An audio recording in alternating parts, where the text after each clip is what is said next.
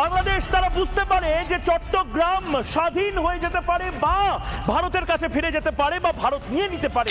1971 में इंडिया ने बांग्लादेश को पाकिस्तान के जुल्म से आजाद कराकर एक बहुत बड़ा फेवर किया था। शायद अब वक्त आ गया है कि उस फेवर का रीपेमेंट किया जाए और रीपेमेंट का मतलब हो सकता है कि Chittagong area including the Chittagong hill tracks. ये हो सकता है कि इस ऑपरेशन में समय जरूर लगे, शायद कुछ महीने लगे, शायद कुछ साल लगे, लेकिन जब वक्त आता है तो इंडिया को अपने कार्ड्स बिल्कुल परफेक्ट टाइमिंग के साथ खेलने होंगे बिफोर चाइना और the USA can make their move.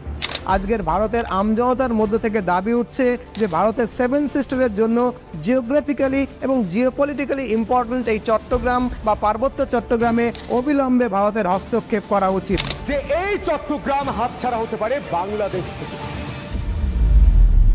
আসসালামু আলাইকুম, আশা করি সকলে ভালো আছেন। Why not Rajshahi, Khulna, Comilla, Mymensingh, even Rangpur, why just Chittagong? আপনি বলতে পারেন রিসেন্টলি চিন্ময় কেস, তথাকথিত সংখ্যালঘু নির্যাতন, হিন্দু সমাবেশ, ইস্কন সবকিছুই চট্টগ্রামে। এই জন্য চট্টগ্রামে হিন্দু নির্যাতনের অভিযোগ দিয়ে বা ভারতের যে রাজনীতি, বিজেপির যে রাজনীতি, এই জন্য তারা হিন্দু রক্ষার জন্য বারবার চট্টগ্রাম দখল করার কথা বলতেছে। কিন্তু এখন আপনাকে যদি আমি একটা প্রশ্ন করি, বাংলাদেশের সবচাইতে বেশি হিন্দু বসবাস করে কোন জেলায় বা কোন বিভাগে জানেন? 2022 সালের আদমশুমারি অনুসারে বাংলাদেশের সবচাইতে বেশি হিন্দু বসবাস করে সিলেট বিভাগে 13.5%।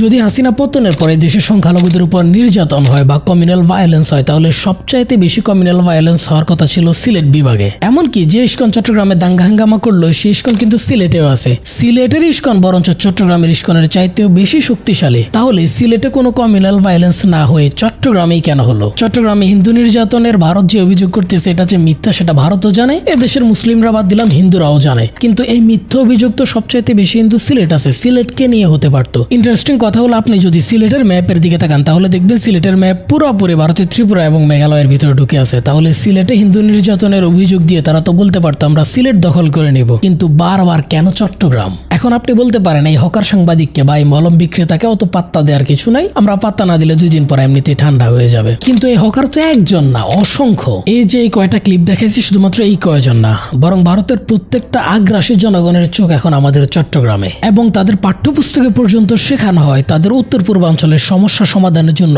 একমাত্র পথ হলো চট্টগ্রাম দখল করে নেয়া। এই ইউপিএসসি, আইপিএস, আইএস এর মতো গুরুত্বপূর্ণ পরীক্ষাগুলোতে স্টুডেন্টরা আনসার করে আসে যে তাদের উত্তর পূর্বাঞ্চলের সমস্যা সমাধানের জন্য একমাত্র পথ হচ্ছে এই চট্টগ্রাম দখল করা। এখন ঠিক আছে, আপনি হকার সাংবাদিককে বা বিজেপির যে পেইড মিডিয়াগুলো আছে ওগুলাকে খুব একটা পাত্তা দিলেন না, কিন্তু ভারতের প্রত্যেকটা জেনারেশনের মনস্তত্ত্বে যেটা ঢুকিয়ে দেওয়া হচ্ছে সেটা আপনি কিভাবে বুঝবেন? এখন আপনাকে আরো কিছু ঘটনা কানেক্ট করে দিই, তাহলে আপনি বুঝতে পারবেন যে বারবার ঝামেলাগুলো কেন চট্টগ্রামে লাগতেছে এবং কেন ভারতের গদি মিডিয়া চট্টগ্রাম দখল করা নিয়ে এত লাফালাফি করতেছে। এবং আপনার সামনে চট্টগ্রাম দখলের ষড়যন্ত্র ক্লিয়ার হয়ে যাবে এবং আপনি এটাও বুঝতে পারবেন যে বাংলাদেশের অন্যান্য জেলা দখল করতে না বলে ওরা কেন বারবার চট্টগ্রাম দখল করার কথা বলতেছে। হাসিনা পালিয়ে যাওয়ার পর বাংলাদেশে প্রথম সাম্প্রদায়িক সংঘর্ষ কোথায় শুরু হয়? পাহাড়ে, পাহাড়ি বাঙালিদের মধ্যে। আর সেই পাহাড় কোথায়? চট্টগ্রামেরই খাগড়াছড়িতে। খাগড়াছড়ির ওই ঝামেলা শেষ হতে না হতে চট্টগ্রামে শুরু হয় ইস্কনের তৎপরতা, হিন্দু সমাবেশ, মুসলিম আইনজীবী হত্যা। অথচ বাংলাদেশে সবচাইতে বেশি হিন্দু বসবাস করে সিলেটে, তারপরে রংপুরে। বাংলাদেশের রাজনীতি, আন্দোলন, ভায়োলেন্স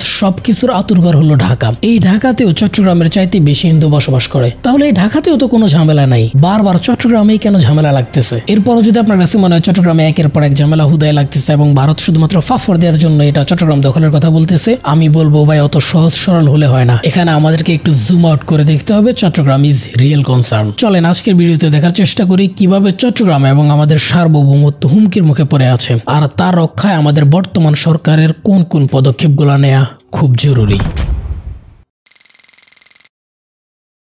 এই যে হাসিনা পালানোর পর চট্টগ্রামে একের পর এক ঝামেলা লেগে আছে, এটাকে খালি চোখে দেখলে হবে না। চট্টগ্রাম দখল না করে ভারত চট্টগ্রামকে নিজেদের ভূমির মতো ব্যবহার করার সব রাস্তা ক্লিয়ার করে রাখছিল। কিভাবে সেটা একটু পরেই বলতেছি। কিন্তু হাসিনার পতনের পর ভারতের ওই সকল পরিকল্পনা, ইনভেস্টমেন্ট সবকিছুই লস প্রজেক্টে পরিণত হয়। আপনি যদি ভারতের উত্তর পূর্বাঞ্চল ভালোভাবে লক্ষ্য করেন, দেখবেন ভারতের উত্তর পূর্বাঞ্চলে কোনো সমুদ্র সীমা নাই, যার কারণে ভারত সমুদ্র পথে ওই অঞ্চলে যোগাযোগ করতে পারে না। এখন ভারতের উত্তর পূর্বাঞ্চলের সাথে মূল ভারতের যোগাযোগ করার অন্যতম বা একমাত্র পথই হলো এই চিকেন নেক। কিন্তু এই চিকেন নেক দিয়ে উত্তর পূর্বাঞ্চলে যোগাযোগ খরচ অনেক বেশি, সাথে করে এই চিকেন নেকে রয়েছে চীনের থ্রেট। চীনের থ্রেটের জন্যই ভারতের এই চিকেন নেক ভারতের সবচাইতে ঝুঁকিপূর্ণ জায়গায় পরিণত হয়েছে। এখন ভারত যদি এই ঝুঁকি থেকে মুক্তি পেতে চায় তাহলে অন্যতম উপায় হলো চিকেন নেক দিয়ে বাংলাদেশের কিছু জায়গা দখল করে নেয়া, নয়তো চট্টগ্রাম দখল করে নেয়া। কিন্তু চিকেন নেক দিয়ে বাংলাদেশের একটা জায়গা দখল করে নিয়ে ওরা যদি প্রশস্ততা বাড়ায়, এটা কিন্তু ওদের স্থায়ী সমাধান দিচ্ছে না, কারণ তারা সমুদ্র পথে অ্যাক্সেস তো পাচ্ছে না। আবার ধরেন বাংলাদেশে কোনো একদিন যদি প্রো বাংলাদেশে কোনো সরকার আসে, উদাহরণ হিসেবে জিয়াউর রহমানকে ধরতে পারেন। সো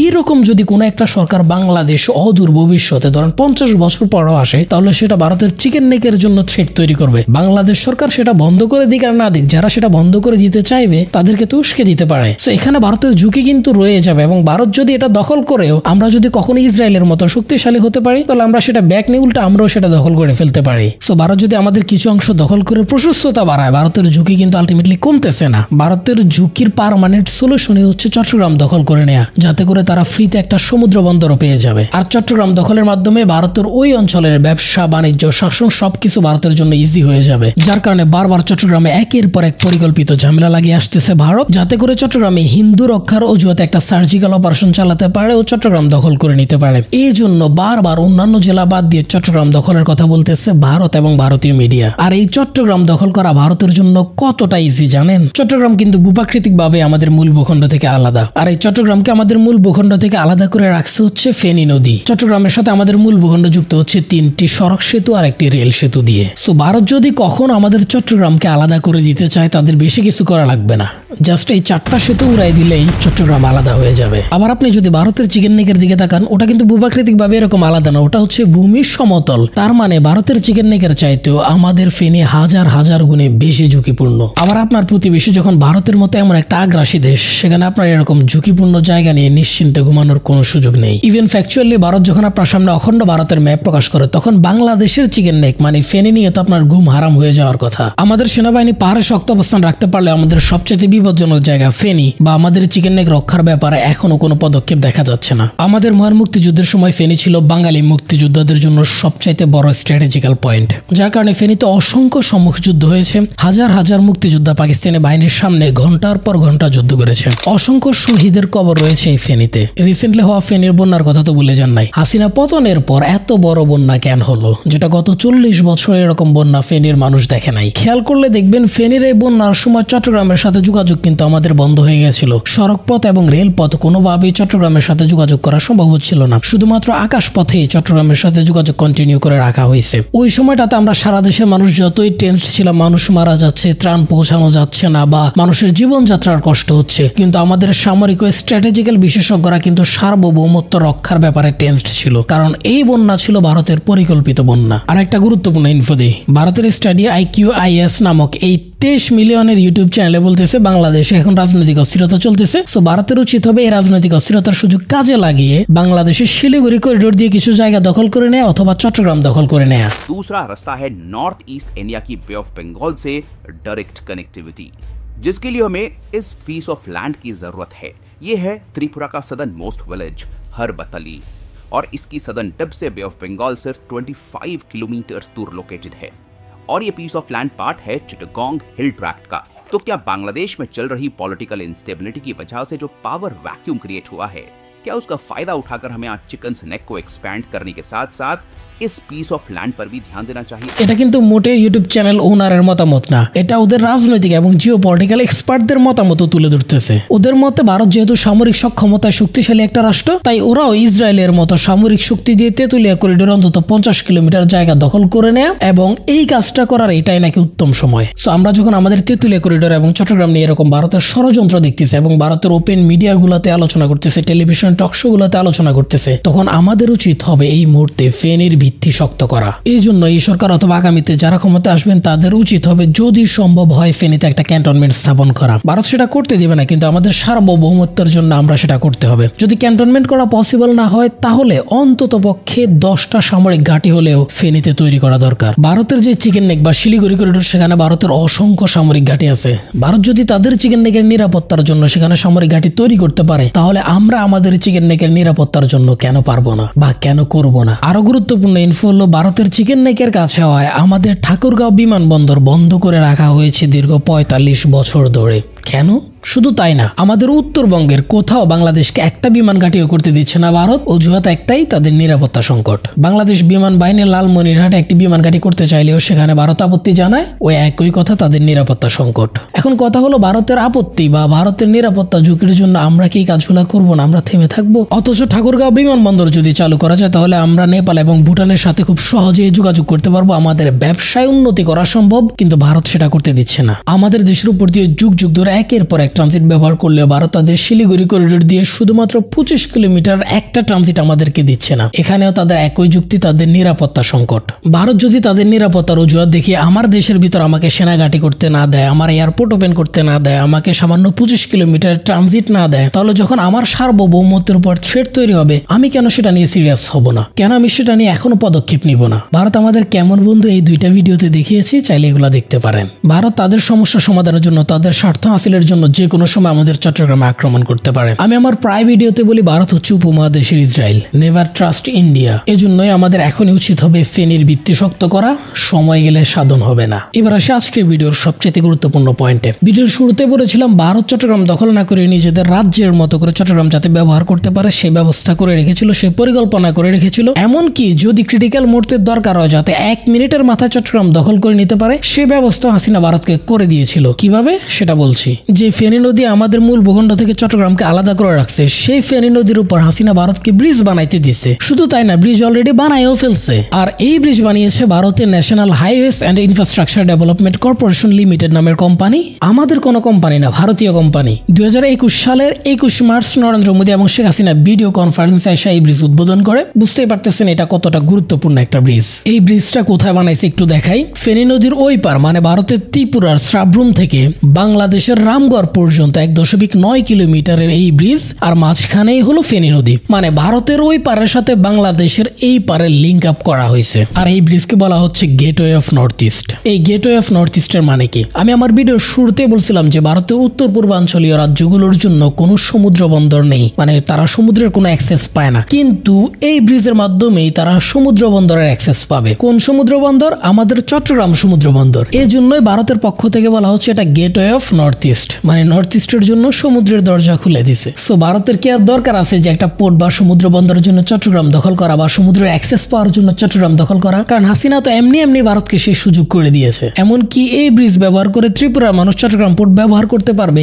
সে অ্যাক্সেস পর্যন্ত ভারতকে দিয়ে দিয়েছে হাসিনা। এই ব্রিজ আমাদের জিওপলিটিক্যাল থ্রেট এবং সিকিউরিটির জন্য কত বড় থ্রেট সে আলোচনা একটু পরে আসবো, কিন্তু আগে দেখি এই ব্রিজের কারণে ভারতের কি লাভ হবে। ভারতের এই ত্রিপুরার সাব্রুম শহর যদি ভারতের কলকাতা পোর্টের মাধ্যমে মালামাল নিতে চায় তাহলে তাদের প্রায় 2000 কিলোমিটার পথ অতিক্রম করতে হবে। এরপরে গিয়ে তারা একটা সমুদ্র বন্দরের অ্যাক্সেস পাবে। বাট ত্রিপুরা রাজ্যের মানুষ এই মৈত্রী ব্রিজ ব্যবহার করে মাত্র 80 কিলোমিটারের মাথায় একটা সমুদ্র বন্দর পেয়ে যাচ্ছে। আর এখান থেকে কলকাতা পোর্টে তারা সহজেই যোগাযোগ করতে পারতেছে। এবার দেখেন, ওদের কলকাতা পোর্ট থেকে যদি এই চিকেন নেক হয়ে ত্রিপুরার সাব্রুম পর্যন্ত পণ্য নিত তাহলে ওদের হাজার হাজার কোটি টাকার পরিবহন খরচ হতো। কিন্তু আমাদের চট্টগ্রাম পোর্ট ব্যবহার করার মাধ্যমে ওদের ওই হাজার হাজার কোটি টাকার পরিবহন খরচ বেঁচে যাবে। সবচাইতে ইম্পর্টেন্ট, তাদের সময় বেঁচে যাবে, যার ফলে ভারতের ত্রিপুরা রাজ্যের অর্থনীতি, জিডিপি, ব্যবসা বাণিজ্য সবকিছুই বুম করবে শুধুমাত্র আমাদের এই একটা ব্রিজ এবং আমাদের পোর্টের অ্যাক্সেসের কারণে। কিন্তু বলেন তো বিনিময়ে আমাদের কি লাভ হবে?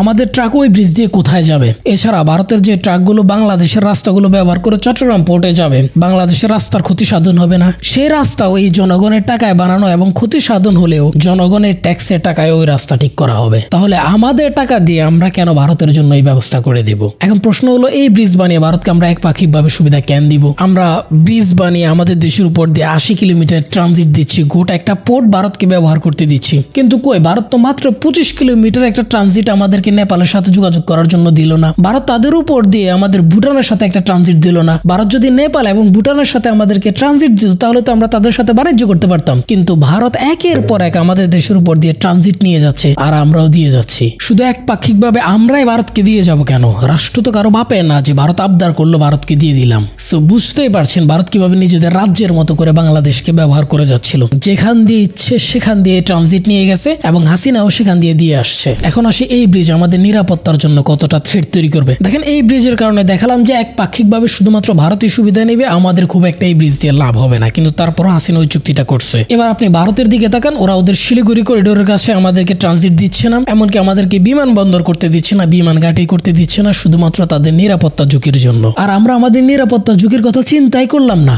আমাদের সবচাইতে ঝুঁকিপূর্ণ জায়গা ফেনী, এই ফেনীর উপর দিয়ে আমরা ভারতকে ব্রিজ বানাই দিলাম। এখন ফর এক্সাম্পল দুই দেশের মধ্যে কোনো একটা খারাপ সিচুয়েশন তৈরি হয়েছে, তাহলে ত্রিপুরা থেকে এই ব্রিজ ব্যবহার করে ভারতের লাখ লাখ সৈন্য বাংলাদেশে প্রবেশ করবে না, ভারতের ট্যাঙ্ক প্রবেশ করবে না, ভারতের অস্ত্র বোঝাই করা রসদ গাড়ি প্রবেশ করবে না, সেটার গ্যারান্টি কি? এমনকি ওই ব্রিজ দিয়ে সৈন্য ট্যাঙ্কে গোলা বারুদ ঢুকিয়ে যে ফেনীও দখল করে নিবে না, সেটারও গ্যারান্টি কি? কিন্তু এই ঝুঁকি উপেক্ষা করেও এমন একটা পজিশনে ভারতকে ব্রিজ বানাতে দেয়া হলো। কোনো পাগলও যদি রাষ্ট্র পরিচালনা করে এমন ঝুঁকিপূর্ণ জায়গায় কখনো ব্রিজ বানাতে দিত না। কই, ভারত তো আমাদের শিলিগুড়ি করিডোরে দিচ্ছে না। আমরা দিলাম কারণ ভারত বন্ধু রাষ্ট্র বলে। ভারত একদম মাসুম, ইনোসেন্ট, নতুন, ভারতের কোনো খারাপ ইন্টেনশন নাই, তাই তো?